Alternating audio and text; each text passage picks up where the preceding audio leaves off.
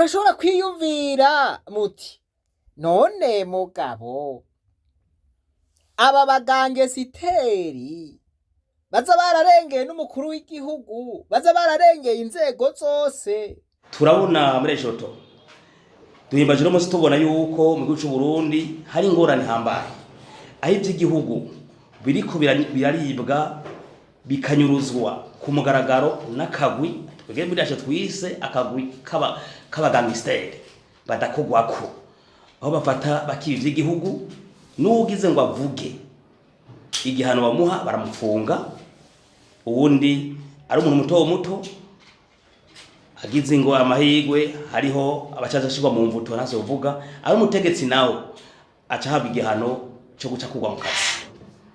Kuri ikinyerere rero mugo tubandanya urabona kigu kigeze kure, igitoro bariba, hari amasasonga ari mu gitoro bamukaza imidugo bakanwesha bakigira, ubu tugeze ku mazi nukoze ko arakuwe. Abantu no munsi dushitse duhimbazi ndadaye haraniye, abantu basigaye bibwa ivyabo bagatwaga amatungo y'amatungo akagenda atacamira n'abantu bibihangange. Gushika naho mukuru w'igihugu yotegeka umushikanje utungana agafata ingo proke general wa republika agafata ingingo ibikunda. Rero ngo bakarore hari umudamu witwa Tunugujane mu Rubirizi, idosiye yacu imyaka 4 uwo nuze yaje akagwi k'abagangi ababagangi nyene bikomeje itonge baravyabiriza, yarituye inzego zo gushaka umukuru w'igihugu yarategetse cyo umukuru arategeka ku radio mu higaniro ndabwiza ukuri n'ubu byase kubibarizwa gushika naho umunyamanga mwishikira mu vy'umukuru kabine civile yandika imishanga y'ubutungane na procureur general wa republika ndubu byarase dossier kwa procureur general tubadukurikirana ntiyavaza kubera abagangesteri tubita abagangesteri twarahinduye n'abagangi. Urizeye ko bashobora kwemera ibiganiro? Urizeye ko bashobora guheba inyungu zabo, ko baza baragutse ngo bagomba bashira imbere inyungu z'abarundi bose? Mutabo bagangesiteri wibaza yuko hari kinya bafise, wibaza ko hari impuhwe bafise, wibaza yuko hari kigongwe bogirira abagwaye, hari kigongwe bogirira urwaruka ruriko ruromoka, hari kigongwe bogirira abarundi ngo babayeho nabi? Muti none hamwe bansi ivyo biganiro muti kandi turazi yuko amahirwe menshi ari uko bazovyanka, kuko nibo kwikura amate mu kanwa baza baracakiye. Muti none bavyanse bakagomba kutugumiza mu buja, bakagomba kutugumiza mu bihe turimwo, bakagomba ko imisi yose baguma barya baturimibe barya amaborosheti binywera n'imivinyu, natwe dutubitswa vubi, tuzoca dukora gute? Tuzofata inkoho tubagwanye mpaka tubirukanye? Tuzoja mu mabarabara duturira amapine mpaka bomoke? Nuko ico gufata inkoho mu gikuremwo. Murazi yuko mwishure ry'abarundi bose tutigisha gukemura ibibazo biciye mu ngimba, biciye mu nguvu, ico mu gikuremwo.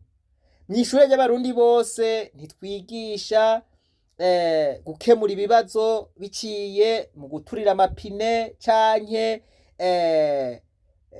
mu kuja kugira manifestation mwibarabara. Oya, ivyo mu bikuremwo. Mwishure ry'abarundi bose twigisha ivyigwa bifise urufatiro muri Bibiliya, mu gitabo c'Imana. Voilà, ijambo ry'Imana riravuga ngo ijambo n'umuco umurikira ibirenge vyacu kugira ngo ntibi tsitare. Mwishure ry'abarundi bose twigisha kwicisha bugufi, twigisha gukemura ibibazo biciye mu nzira zo kwicisha bugufi. Voilà, ijambo ry'Imana twemera, nawe wemera, nabo bemera, muri Yoweri igice ca 2 ku murongo w'12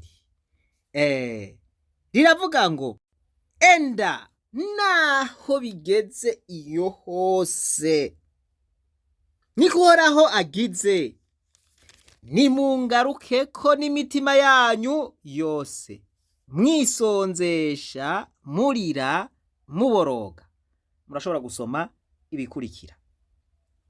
Naho bigeze iyo hose, voilà, c'est-à-dire yuko amazi yararenze inkombe, ibintu vyabaye bibi cane. Iri jambo riza mu gihe ibintu vyabaye bibi cane, abantu barataye ukwizera, batabona inzira bocamwo, voilà, iyi niyo nzira icifatwa. Iyo dukora vyose, Ronald Reagan yavuze ati inyishu y'ibibazo vyose iri mu gitabo ca Bibiliya. Ivyo narabibabwiye. Alors, ivyo tugomba gukora vyose, inspiration dutegerezwa kwikura mw'ijambo ry'Imana. Suko twabivuze kuva mu ntango bagabo. Rero kwisonzesha sinokwirirwa ndikoroga mvuga n'amajambo menshi. Nikigwanisho ruhonyanga. Kwisonzesha nikigwanisho sindamusika. None umuntu barushe bakavyandika no muri Bibiliya. Kwisonzesha ni dernière voie de recours. Ni ikintu gikoreshwa vyose vyananiranye. Hamwe bavuga bati basha twaciye mu nzira zose biranka. Umuntu yisonzesha abona yuko inzira zose yagerageje zansi. Bibiliya yonyene iravuga ngo naho bigeze hose, voilà, abantu bazi ivy'imwemu.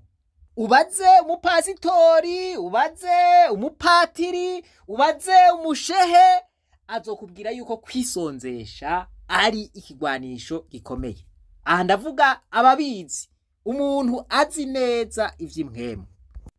Canke uragira ubushakashatsi urondeze muri Bibiliya, urabe igihe cose bisonzesha ukuntu vyari bimeze. Ibintu vyaba vyananiranye. Aka kantu rero abakirisu batari bake, abakirisu benshi, reka mvuge benshi, ntibaragatahura. Abapagani bo kwitsitso akabaragatahuye neza. Muze mutohoze neza. Umupfumu w'indani, umupfumu apfumura abantu bakavuga bati vy'ukuri yapfumuye. Uwo mupfumu kugira ngo amareba yiwe afate, ivyo bintu akoresha bifate, abwirizwa kwisonzesha. Mbere n'abagiye kumwitura arababwira bakisonzesha. Voilà, ico nico bita sacrifice, kwitanga. Arakubwira ati ugomba yuko uronka ibi bintu, ugomba yuko uronka iki, ugomba yuko nakapfa, ugomba yuko ibintu murabibona namwe. Akubwira ati isonzeshe iyinga ryose, isonzeshe iminsi 3 atacurya. Kandi barabikora kugira ngo bashike kuri rezilita, kugira ngo bashike kuco bipfuza. Mugabo twebwe abakirisu, ijambo ry'Imana ritubwiye ngo mwisonzeshe. Voilà, kugira ngo igihugu canyu gikire mwisonzeshe, kugira ngo muronke ivyo mukeneye mwisonzeshe. Tuguma tweza amaso, twirira amasupageti, twirira imirete, amapiza, ibiki n'ibiki. Voilà.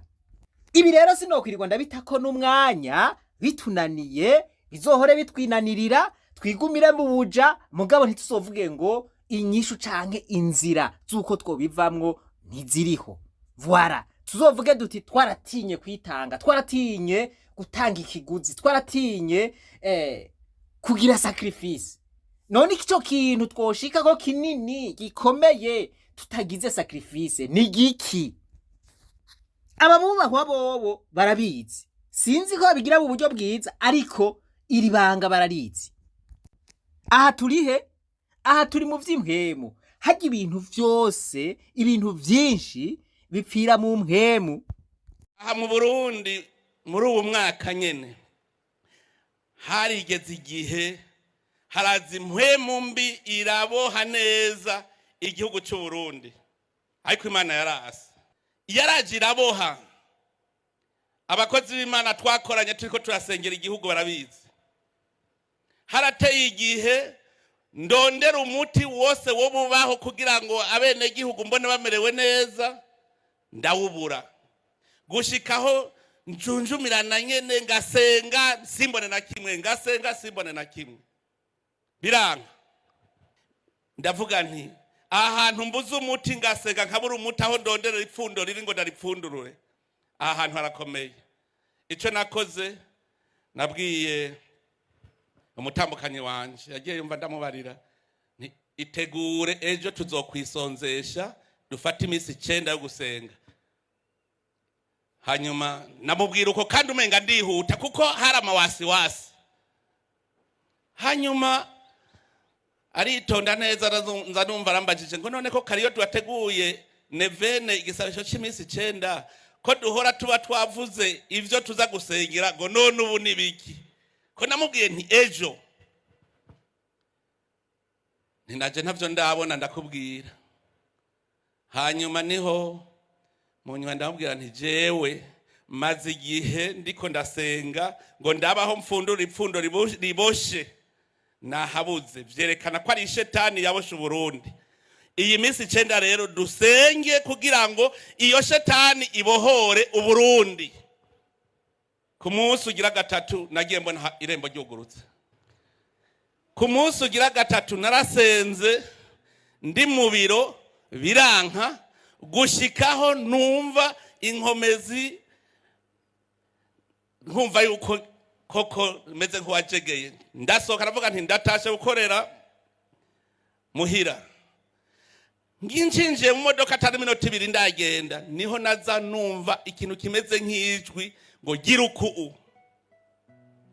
Ubwo nyene ncampamagara umuntu ntidukore mwibanga ntagiye numwe azopfa bimenye. Turakora mwibanga mu mwanya muto y'inza mbona Imana iruguruye n'ababikoze abo shetani yakoreyemwo n'uwari yinyegeje shetani yamugaragaje arigaragaza wenyene neza. Voilà, jewe ico ndiko ndavuga ku bushobozi bwo kwisonzesha. Yisonzesheje bisonzesheje mu gihe vyari vyanse. Mwiyumvire rero aho tugeze. Voilà, mwiyumvire ivyo turimo. Tuvuze duti twisonzeshe, habiyumvira ngo kwisonzesha. Kwisonzesha n'ubushobozi bukomeye, bifise inguvu zikomeye, n'ikigwanisho gihambaye. Wewe uravuga uti ntavyo nzi, mugabo umenye yuko kwisonzesha bifise inkomezi. Atavyuzi ca bugufi wige. Ibisi umukuru w'igihugu abivuze bagabo. Reka ndabongere. Reka ngo Imana ibwira wewe wenyene. Burya rero hariho abantu akubona uri imbere agacabona yuko ati kajya kaneva. Akakugaya akabona ko ari we byose vyovako. Imana niyibizi ico yateguye. Umuntu akurongoye ntuze umugaye ngo ugiye kwikorera ivyawe cyane cyane yasenga. Je murambwira abantu nti uhiga ubusenga iyo senga niba usenga Luciferi uraneshejwe. Niba usenga iyo senga naho ntirenganya. Imana ntirenganya. Ico coco ico tucumva kumwe. Reka turacari kuvyo kwisonzesha. Ntimuze mukora ikosa yo gusuzugura umuntu. Ntubuzi ibanga ryiwaho riri, ntubuzi ico bavuganye n'Imana. Ariko ico kintu cose gishira abantu mu buja, ndizera yuko Imana itagikunda. Hariho shetani zitubuza kubaka igihugu cyacu kandi zisaba amasengesho menshi no kwisonzesha. Tugize urunani rwo gusenga no kwisonzesha turi kumwe n'Imana Barundi twese. Ugwanko goca ndababaza. Goca ugwanko. Ikibazo yabacije kirumvikana. Turi kumwe Abarundi twese dufatanya amaboko, duhuje umutima n'inama, tukavuga duti nukuri ibintu aho bitugeranye ni habi. Rero reka twisonzeshe kugira ngo igihugu cacu gikire. Mwibuke ijambo ry'Imana riri hariya mu ngoma ya 2 igice c'indwi ku murongo wa 14 haravuga ngo ni abantu bitirirwa izina ryanje bicisha bugufi bagasenga barondera mu nyonga hanje bakava mu vyaha vyabo, jewe uhoraho nzowumva ndi mwijuru ndabaharira ivyaha vyabo kandi ndabakirize n'igihugu cabo. Voilà, urazi abantu ibihumbi n'ibihumbi, abantu miliyoni zingahe bavuze bati tugo